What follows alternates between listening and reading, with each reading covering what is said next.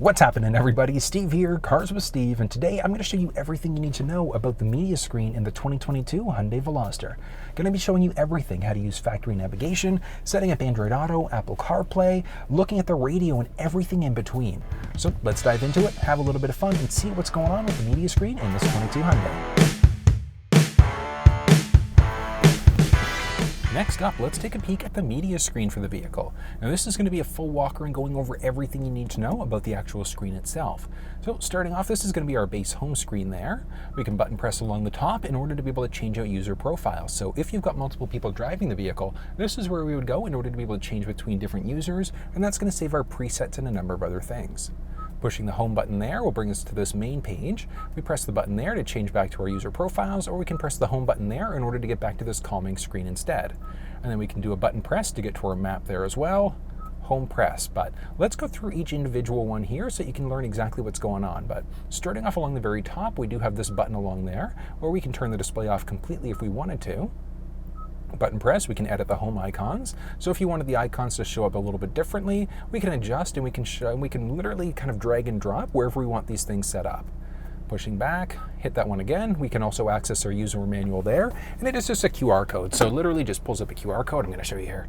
There, user mode. We're just going to take our camera, going to scan, open up. It's going to take just a second there, and there we go. So we're launching into our menu there. So it is kind of nice that we do have just a nice little QR code that we can go in order to scan into the actual owner's manual there as well. So it's definitely a nice thing.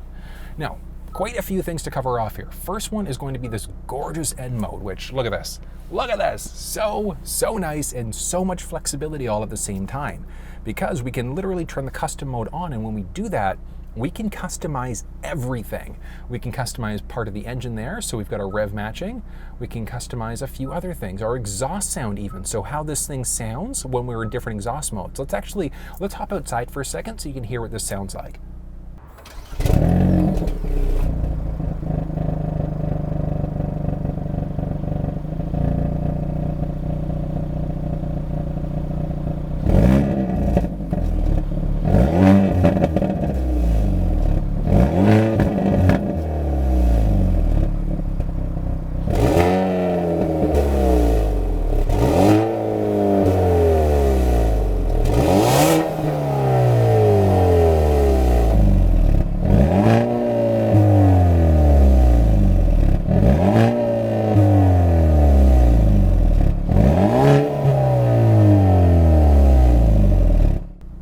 So that is pretty neat, and it is great that we've got the flexibility to adjust so many different things here.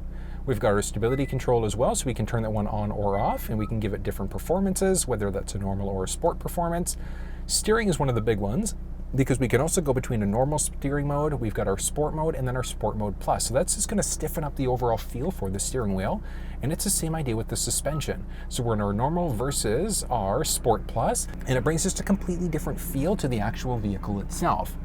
Now, we do also have the flexibility of being able to adjust what's going on with the engine. So we've got a normal mode, sport, and our sport plus. And same idea, each one of these, as we adjust, is going to do something different. So when we're in that sporty or plus mode, it's going to give us better response time for acceleration as well. So if you're doing track driving, ideally you want to have this web open with everything, even the stability control.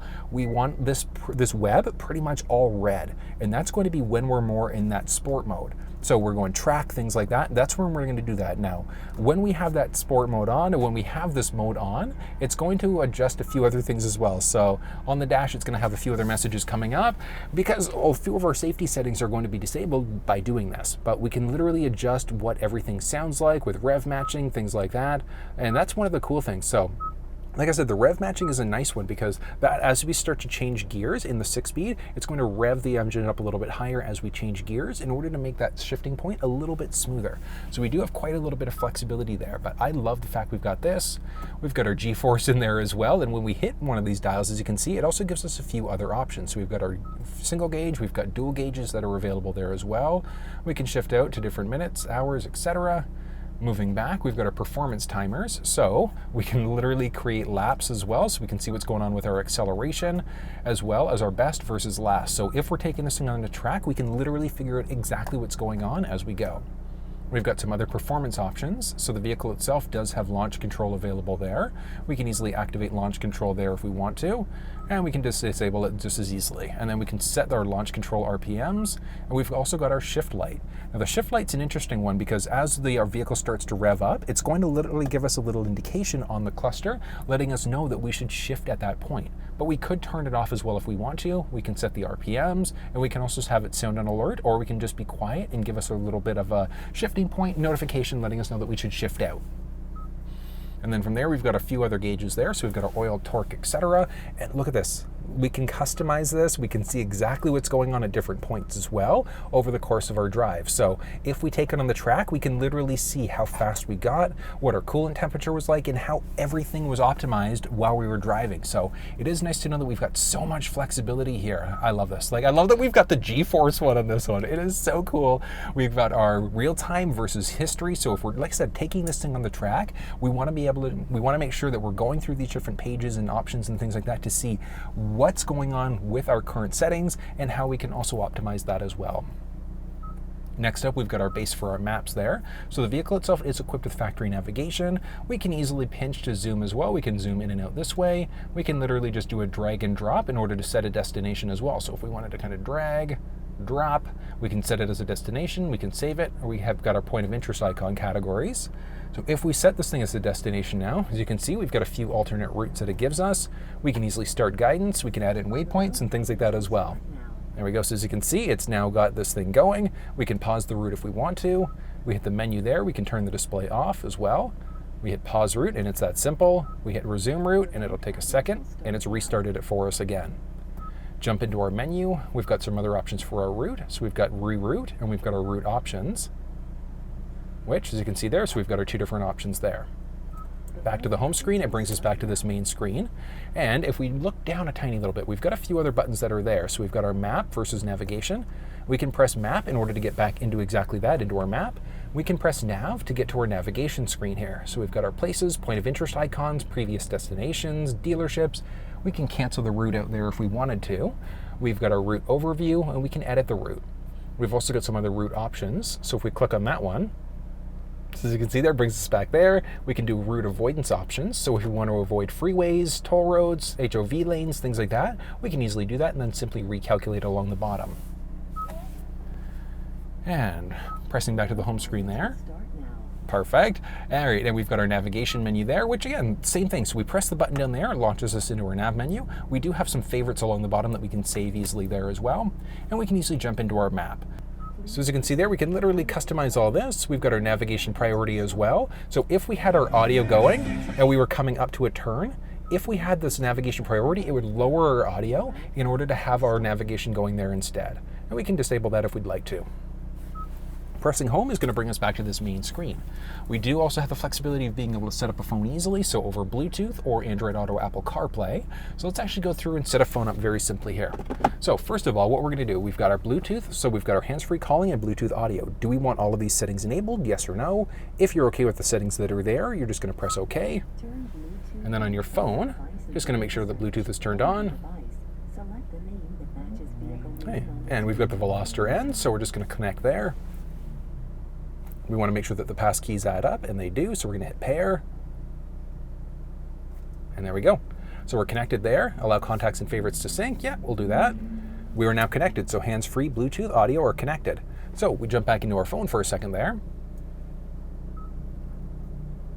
There we go, so it's downloading my contacts now. So you can see there we've got the dial pad, we've got my messages, we've got memos, and if we had multiple phones connected, this is where we're going to be able to flip phones out. So we can kind of connect as many phones as we want to this thing. We can set priorities as well. So if you had more than one phone connected, whose Bluetooth connection is going to take priority if you're both in the vehicle and multiple people are in the vehicle, etc.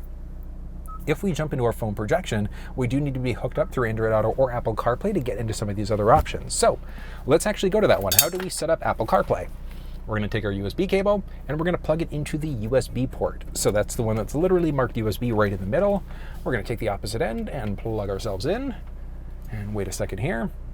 Okay, so do we want to allow CarPlay while the car is locked? Well, the phone is locked, I should say. Absolutely. And we just follow the directions on the screen. So next, okay. And it takes a second there in Apple CarPlay, so we just press on CarPlay and we're launched in.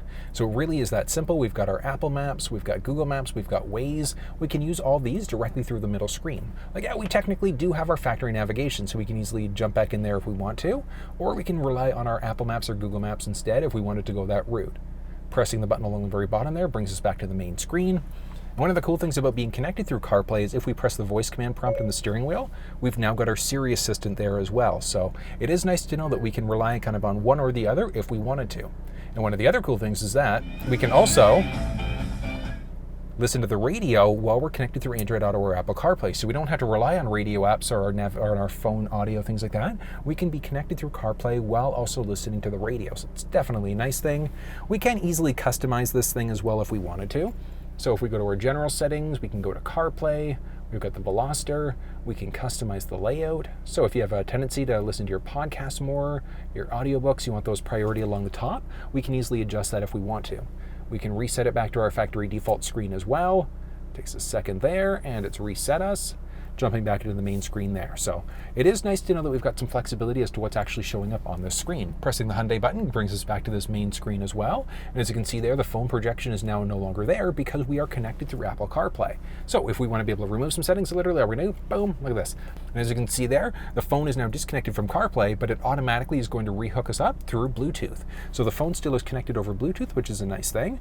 And it is literally that simple. But one of the cool things is that if we are connected here, so we're connected through CarPlay, it'll take a second to launch us back in there again. So we're connected.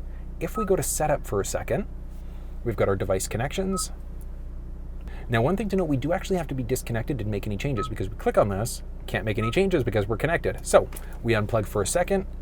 We can go to CarPlay and we can enable or disable Android Auto, Apple CarPlay, etc. very simply. And one of the benefits there is that with it disabled, we can be fully charging up for our phone without having to worry about the CarPlay messaging and things like that constantly coming up. So if you don't want to have CarPlay, that's all we're going to do is just disable it that way. And that's how we easily set up CarPlay and connect an iPhone to the vehicle. Right now, setting up an Android device is literally the exact same process. So all we're going to do on this vehicle here is, as you can see, we've got Bluetooth there right along the top. We've got our Bluetooth connection. So we could go this way if we wanted to. We've got the phone that was connected, but let's say we're on the home screen for a second here. We're on our main home screen. We've got a few different ways that we can do it. So we can literally hit setup along the very bottom of the screen there, and that brings us into this main section. Same idea, we go to our device connections there. We go to our Bluetooth connections and we can add in a new device. We've got our hands-free calling, Bluetooth audio, so we want to make sure that both of those are available there, and they are, which is great. And from here, all we're going to do is just press OK. And as you can see there, so it's disconnecting my first phone. And we're just going to scan, and we're going to be waiting for Veloster to show up there, so it'll take a second. Oh, there we go, perfect. All right, so Veloster N, so we're just going to pair up. Okay, and PIN numbers match up, so okay. All right, so as you can see there, we are now fully connected. It's asking, do I want to allow access to contacts? Messages will come up there as well. So as you can see, we've got both phones that are now connected. We can literally click through each one. We can disconnect if we wanted to go that route as well. So pretty simple there. Now, if we had that other phone connected, we could disconnect from there as well, and it really is simple to be able to kind of flip between phones as well if we want to. We do also have the flexibility of being able to set up Android Auto, and literally works the exact same way as Apple CarPlay. All we're going to do is take our USB cable, and we're going to plug it into that main USB port. I'm going to take the opposite end of the cable, and we're just going to plug ourselves in, and we're going to give that a second. So Android Auto would like to. So we want to allow messages, and let's click through. All right, and look at that. Auto launches us right into Android Auto there. We've got our button along the very bottom in order to bring us into the main page there. We can hot button press in order to get back into our Google Maps. We've got our Google Maps settings, as you can see there, series of different settings there, route guidance options, etc. Notification center, as well as our Google Assistant. So we press and hold on the steering wheel there. As you can see, we do have our Google Assistant that's available as well. So that is one of the nice things. Like I said, on the Apple side, we've got our Siri, we've got our Google Assistant there as well. Pressing this button brings us back to the main screen there, where we've got messages, we've got games and things like that. We've got our Google Maps, and we've got the flexibility to being able to customize the launcher, very similar to what we saw on the iPhone side of things. So literally all we're going to do on our phone is we're going to search for Android Auto. We've got our settings there. We've got currently connected vehicle, previously connected cars. We can customize this. So if we wanted podcasts along the very top, we literally just press and hold and drag it. One thing to note, we do actually have to restart Android Auto for the change to take into account, but we still do have the flexibility to be able to customize it if we wanted to. Moving back, we've got our Google Voice Assistant, so we can literally say, hey Google. There we go. And that brings the assistant up there as well. So it's definitely a nice thing. Moving down, we've got our day-night modes, Google Assistant, we can turn that on or off, weather, things like that. That's one of the great things to know. One thing to note, Android Auto, Apple CarPlay inside of the Veloster are a wired connection. We don't have the wireless capabilities in this thing, unfortunately, but one of the nice things is that we at least do have CarPlay and Android Auto. And very similar, so we are fully connected there. If we just unplug, phone projection is now there. So if we click on phone projection, same thing, like I said, we have to be connected, but we go to our setup. We've got our device connections, and we've got Android Auto, Apple CarPlay, so we can enable or disable either one if we want to. Moving back into Bluetooth, we've got our Bluetooth connections, and we've got both devices. So what we're going to do is go delete devices. We're going to select all. We can delete. Yes.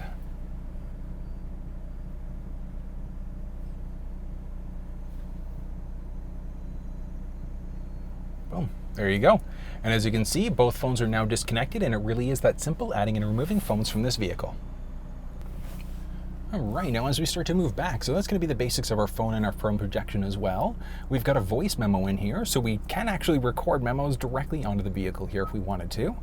We've got some climate settings there, so we can literally see what's going on. So as of right now, it's turned off. So if we actually go to turn things on, so we've got our AC blowing, we can see kind of what's going on with how fast it's blowing. We've got our auto setting there, which we can easily turn on. Is it going to our face, windshield, feet, or some sort of combination of all of them? So it is kind of nice that we've got some flexibility as to what's actually showing up there. We can push a climate button a little bit further down there as well. So if we were to zoom down a tiny little bit, so we do have a climate button there that's going to literally show us what's going on with our climate settings there as well. So we do have a little bit of flexibility as to what's actually showing up and how it's showing up. We've got our setup there, or we can jump down a little bit more in order to get into our setup there as well. So there is a button a bit further down to get to that one. We can hit the setup button there, and that brings us into this base setup. We've got a ton of different options here. So firstly, we've got some driver assistant settings. We've got our attention warning there as well. So what's going to happen is if we start to veer over into a lane without signaling, it's going to eventually let us know we should take a break if it happens too many times too quickly. Forward safety, if the vehicle senses there's a potential collision going on in front of us, is it going to actively assist and brake for us? Is it going to give us a warning, or is the system going to be off?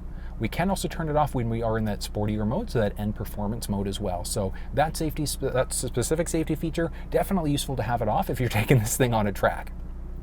We've got our lane safety system as well. That's the one that's potentially going to nudge us back into our lane if we start to veer over without signaling. We can turn that system off if we want to completely.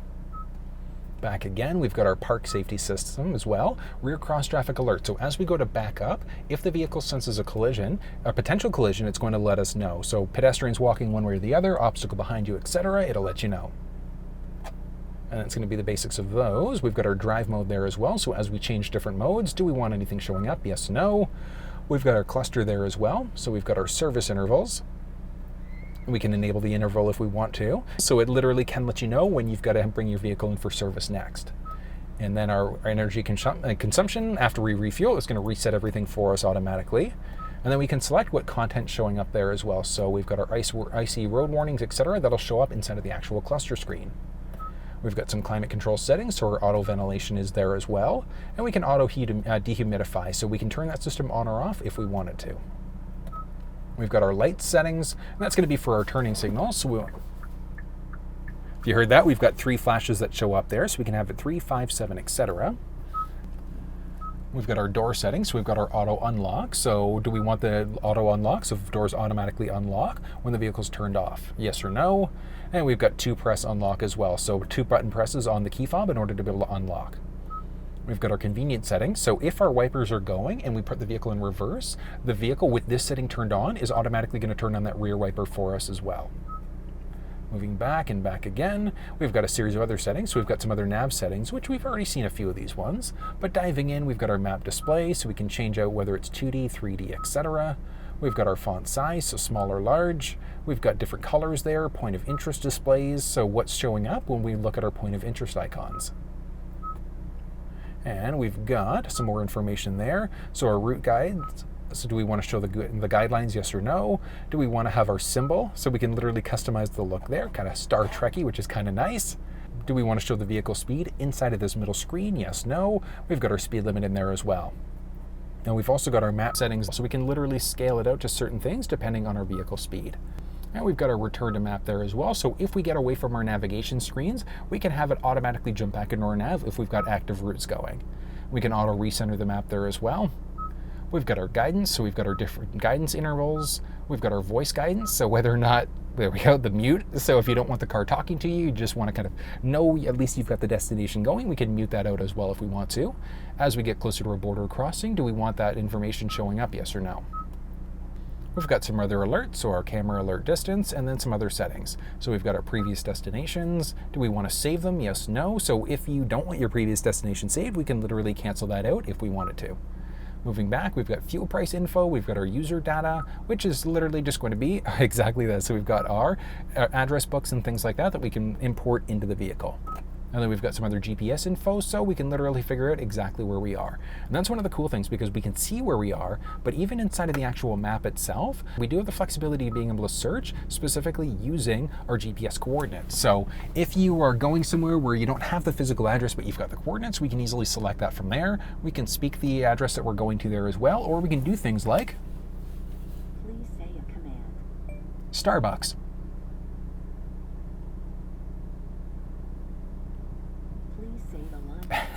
So we can literally have this thing show us where the local Starbucks are as well, and we can do that using our voice. So it is nice to know we've got so much flexibility there. Jumping back into our setup there again, a few other options. So we've got some sound settings. So as you can see, we can control where it is, so our balance fade. We've got our sound tuning, so treble, mid-range, bass. Our driving guidance. So as we've got our navigation going, what's happening with the actual volume, things like that. So do we want to have the navigation guidance going during calls, yes or no? Navigation guidance in general. So if we have this one selected, every other audio source is going to be down whenever we've got an upcoming turn or things like that going, or we can completely mute the navigation guidance there. So I mean, you've got some flexibility as to what's actually showing up there. The beeping that we're getting, we can literally toggle that one on or off if we want to. So if it's driving you nuts, you can turn it off as well. We've got some different system volumes, and that's literally going to be for every individual thing. So we can set it up however we want this to be. We've got our speed dependent volume as well. So if we're on the highway going a little bit faster, etc., we can have the volume automatically turn up for us just based off of how fast we're going. And then we can also have the startup volume limited. So if you've got the volume cranked, you go to turn the vehicle off, it's not going to have it cranked for us again when we hop back into the car. And then we've got our FM radio noise control, so we can maximize that if we want to. And that's really if you're a heavier AM/FM user. We've got our device connections next, which we've already seen these ones. So we've got our Bluetooth connections, which I got rid of all of the phones that were connected to the vehicle. We've got our connection priority. So if we had multiple phones connected, we could literally drag and drop in order to be able to set which one is going to connect first. We've got our Bluetooth voice prompts as well. So do we want to play or mute the prompts as we go to connect the vehicle? And then we've got our system info for the vehicle. So we can literally set up a passkey, or we can change the vehicle name. So if you want to change it to something different, we can easily do that. Moving back there, so as you can see, we can also enable or disable Apple CarPlay or Android Auto. We've also got our user profile, so that's where we would go in order to be able to change out our profiles there as well. Voice recognition, do we want a beginner, normal, or expert? I always recommend keeping to the expert mode, because when we press the voice command prompt on the steering wheel, with the expert mode, if we go to change stations, essentially what that means is we won't get as many notifications. So if we do something like 94.9, okay, so it changed the station for us, but it didn't let us know. So the expert mode means that we just won't get as many notifications as we go. We've got some basics for our display as well. So we can change out the cluster, the brightness of the screen itself. It's in the auto mode right now, so it's automatically going to adjust based off of how bright it is outside. But we can lock it out to a daytime, nighttime mode, etc., just depending on our own personal preferences. We can link it to whatever's going on with the cluster there as well, or we can just do a reset. The vehicle does have a blue light filter, so useful for later on at night, and you can schedule when the blue light filter comes on. We've got a screensaver, and the screensaver is actually going to be when we have the display off. So I want to show you there. If we go digital clock along the oh, we gotta go home. Yeah, we go home, we turn the display off, and there you go. So as you can see, it's put us into a calming screen there instead with just the clock there. So we do at least have a little bit of flexibility as to what's actually showing up under the display when we do that. Moving down again, home screen. Oh, screensaver, that's what I was looking for. So we can go to a few different options if we want to. We've got our analog clock, which same idea, we can figure out what's going on with the actual clock face itself. We've got our home screen, so do we want to edit the icons out there, which we saw this one earlier as well, so we can customize the overall look and layout there. Notification screens, yes or no, do we want those notification settings coming up? We've got a few different buttons that are available as well. So we've got one little star button there, and there's one on the steering wheel. So our mode button on the steering wheel gives us the flexibility to be able to change what's going on there when we go into our mode button there on the steering wheel, or we can customize this button. What do we want to have show up when we press that button? Do we want the N mode to come on? Do we want it to be our phone projection? Do we want to have the HD radio on, off, etc.? So you can customize what's going on with this individual button. So definitely a nice thing. Moving back, we've got a few other things. So Blue Link gives us the flexibility to be able to do things on our cell phone. So things like remote starting the vehicle, if your vehicle supported it. We can hear some things going on right now as well. And that's actually, if we go into our media for a second there. So we've got our sounds of nature currently going. We'll get to all of this sounds of nature stuff in a sec, but this is actually kind of a nice one. So I wanted to show you, let's go warm fireplace.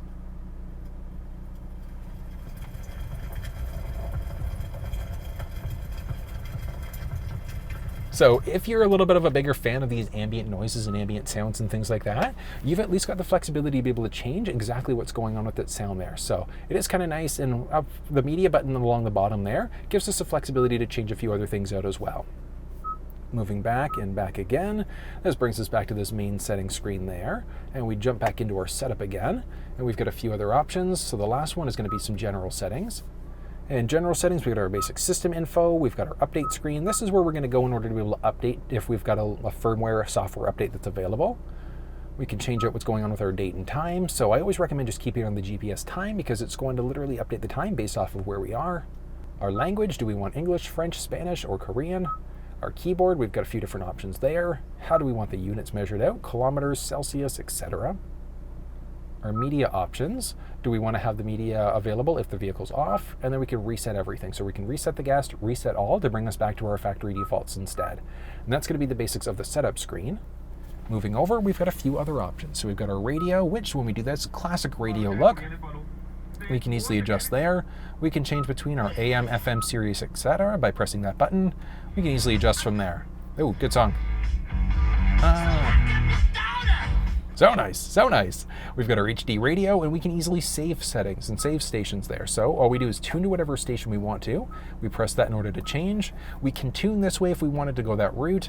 Honestly, just because the flexibility of being able to press the voice command prompt on the steering wheel, I would personally just change stations this way. Or we can press the button on the steering wheel there in order to change between different stations this way as well. So you've got some flexibility as to how this is actually happening. And as you can see there, just by pressing up and down on the steering wheel button, that's going to change us between these active stations as well. And moving backwards from there. So we've got a few other things. So we've got our media there, which we can press the media button there, or we can press the media button a little bit further down there. Change between FM, AM, FM, etc. Sounds of nature. If we had a USB stick with MP3s, that would show up. If we had Android Auto, Apple CarPlay connected, those would also show up if we had some other options there as well. Closing that one out, we've got our sounds of nature, which we already heard that one. So we can literally select what we want it sounding like there. So it's kind of neat. But lots of flexibility there. And one of the cool things that I really love about the Veloster is having this N mode and all of the flexibility that you get inside of it. So that was kind of neat, right? Tons of options, a lot of flexibility there as well. But if you ran any problems, you need any clarification at all, drop it in the comment section and let me know. I'm more than willing to talk you through any issues that you might be having. But if you enjoyed the video, give it a thumbs up and share it with your social networks. And until I see you next time, take care.